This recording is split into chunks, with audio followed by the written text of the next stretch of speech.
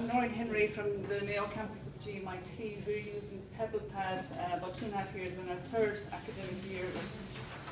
We introduced it with a new degree, we have an honours degree in digital media and society. So using an e-portfolio system seems to be an ideal solution. So we looked up and investigated various options and decided that PebblePad had the best functionality for what we needed. So now, I suppose the advantage of it as well at the time is we could get a small account base. So we've an account for just an agreement for 50 accounts. So we've only 3 years students in, we've small student numbers.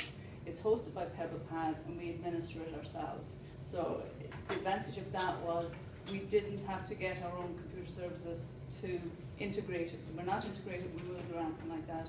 We're the only ones using it. So it's very much trial and error. So when we got it in the first year, Matthew Wheeler was the account manager and he did 5 online training sessions with us. So there was, I think, maybe 3 to 4 staff members at each time. So now we're in the third academic year and we sort of progressed it each year as we're going along, but it's a case of one of us would figure it out, then tell the others, and then we figure it from there. Difficulties I found myself is that you're trying to explain this to a student who has no idea what an e-portfolio system is. Already use Moodle, are wondering, why do I need another system? Why do I need to upload stuff? Why do I need to put this in there? And that's then trying to explain it as to how they do it when they see different from what we see. So I ended up running a lab where I'd bring the students in, they'd log on, I'd be logged on, and we'd figure it out between ourselves. And then I'd go to staff, and then we'd figure it out between staff. So it is quite a slow process to get things up and running, but at this stage, we've started it at 11, they're in the third year. We're wondering, our place, what we're wondering now is, where do we bring it next for fourth year in order for them to use it to go out into work practice? So what I plan to do is show you what they do at each of the first 3 years. My question mark for today is, what do we do next year? So for first year, I have a module called Learning Innovation Skills. It's a module that all first years do. It's into learning skills and so forth. So for that one, I've created a workbook. And I'll show you in a minute, it's very much work in progress at the moment. And they just fill out the sheets. It's like it's a virtual workbook, so you have pages all predefined and they just fill in whatever they need. They can upload evidence and so forth. Second year then, we use web folios. Now, it's my colleague Sharon that uses that, but I can show them to you. And because it's a digital media and society course, the students create digital media, they create websites, blogs, photo images, and they can put that all together for their web folio at the end of the year. Now last year they then used their end web folio to distribute to organisations because they were going to place it in third year. So now that they're in third year, the next step is they're using the activity logs to track all their activities for their placement. So I got them to submit their work in progress just before Christmas. So I can show you what that is, but this is all very much work in progress. I can show last year's end of year web folio all right, but the others are all pretty much work in progress as to what. So first year's, I'll just sit down here so I can see for the first year for the learning innovation skill, I used the workbook. So I created that.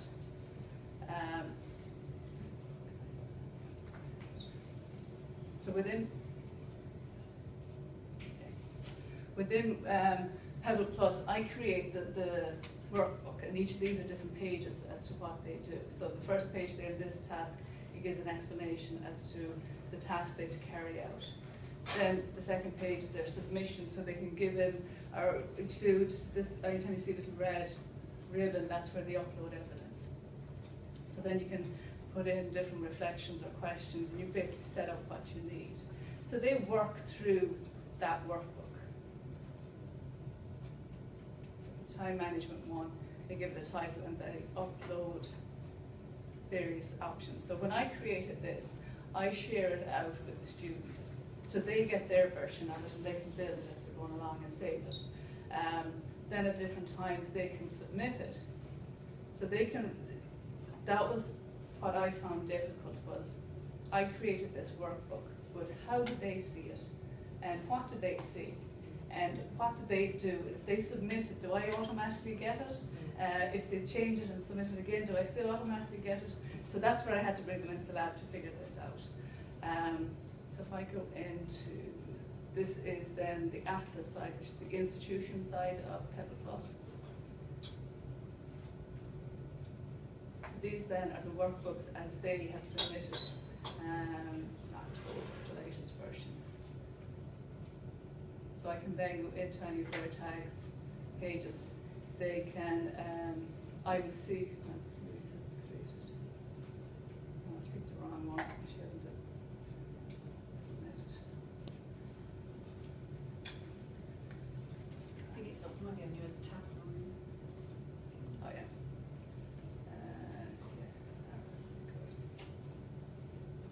So in this case, they get submit all their is what it is. So with a workbook, it's very defined. I have it all predefined and they just submit stuff, which works very well for a first year module that is very predefined. Then when we go into, say, second year, the students do web folios. So in this case, my colleague would then, she set up the template, I don't have it, for the web folio, but they could change it, so they had the option to move it around, but she gave them a basic idea of what they should do. And then when they submitted it in second year, I'll show you the end of last year's ones.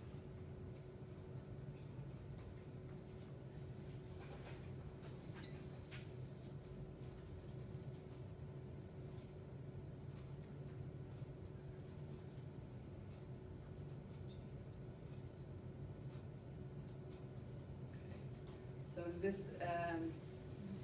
is more, they have a little bit more freedom, but you have very much set what type of structure you're setting. That's not the one I'm looking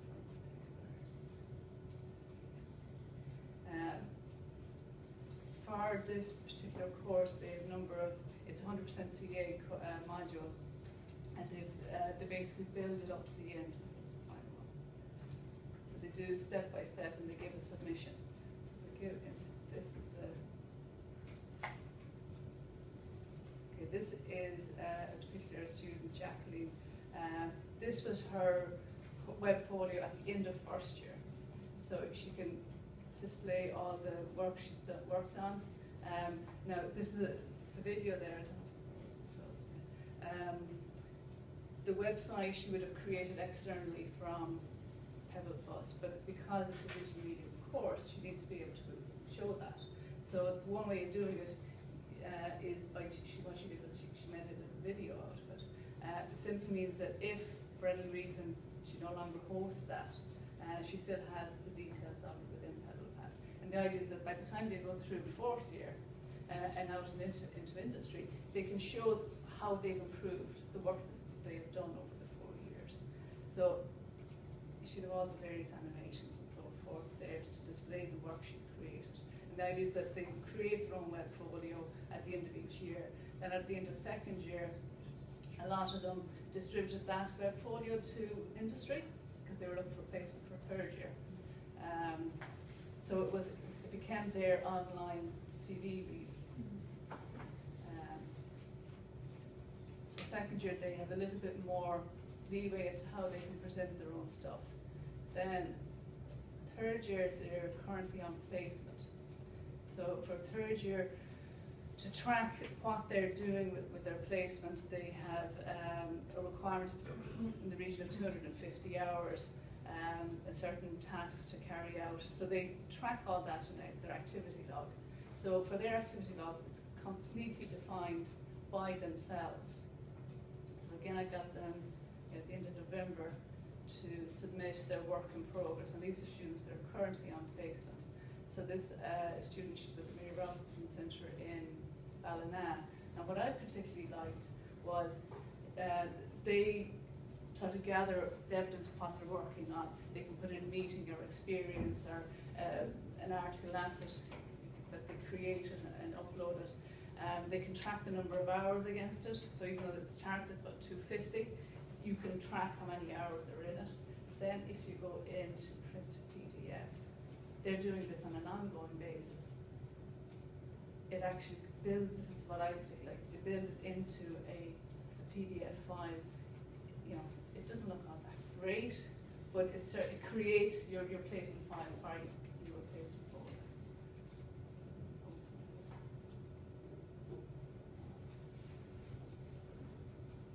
It is going somewhere. If you're looking downloads, it might be there.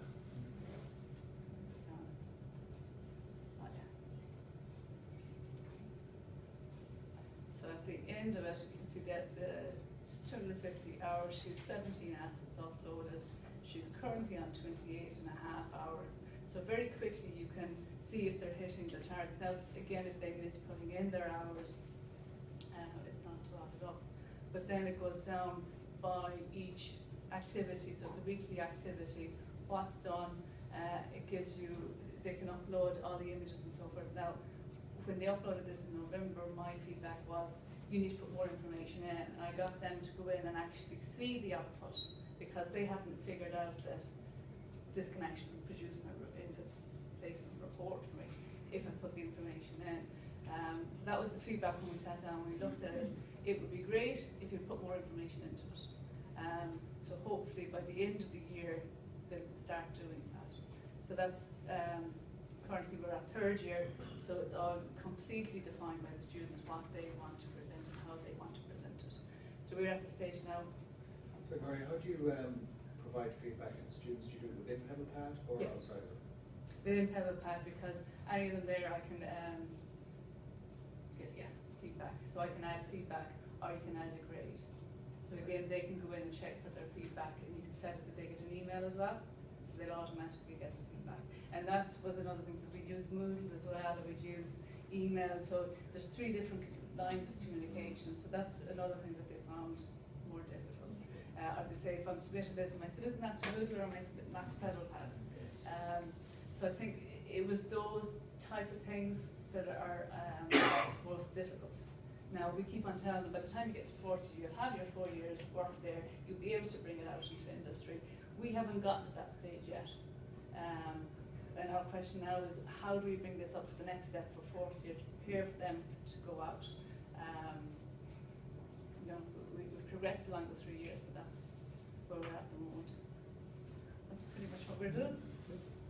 Can I ask you, you mentioned about sharing the portfolio for the students who were going out to placement. How were they sharing that with their potential supervisors? Were they giving them access to the portfolio, or were they sending PDF copies? No, they can give them access to the URL. And I think you can publish it with them on a particular URL, and then they share their URL. So it's not something that if somebody went in and Googled it, you wouldn't happen upon it. You have to publish it. You said there students were saying, you know, why are we using another platform? But why did you choose to use another platform rather than your existing one? Well, with Moodle, the biggest downfall is you create stuff in first year and you never see it again. Right. Whereas this year, particularly with the digital media, you want to be developing that as you go along in the 4th year, and ultimately have an end product. And because they're digital media society students, we want them to be able to build something. We didn't know what that something was, but it turned out there was a folio that they can publish and send out. Because ultimately, because that's the world they're going into, is the digital world. So that's what I do. Sorry, this might come up later on, but how do you, you've got your assets, how can you display sort of certain assets to certain audiences? You know what I mean? I'm not sure whether you do, Noreen, or not. Yeah. You know, so say for example, difference between you got a CV, for example, or something like an exemplar of work, but for different type of employers or stuff like that. How would you, if you can do that with no kind of For external people. Yeah. Well, you just create different folios Well, and share them out, yeah. yeah. So it's almost like all of those assets sat in the cloud, you would gather maybe 4 or 5 of them for this CV, Okay. and then I might have 1, 2 and 3 for this particular audience, Yeah. but I need to add 2 or 3 more pages, so it's very easy to be able to multi-use Yeah. the individual things. So you But when- recycle, but you recontextualize for different Yeah. audiences and through different media. Yeah. But the viewer only sees what you shared. What So you you shared. could share, the user could share just 1 page of that. They wouldn't have to show it all if that Yeah. happened to be just what they wanted to do. Yeah. And then if you wanted to share it out at an asset level within Pebble Plus, once you've created your asset or uploaded it, then you can share it from there as well based on emails.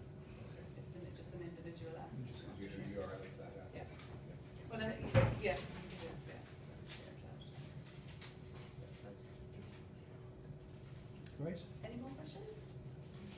I'm not sure if I'm putting you on the spot, but it's in relation to the portfolio that your colleague was working on.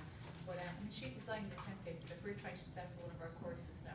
And when we design the template, rather than it being a resource, which it usually is when an academic or whatever higher grade user creates it, it goes into your resource center. The webfolio goes into my asset store.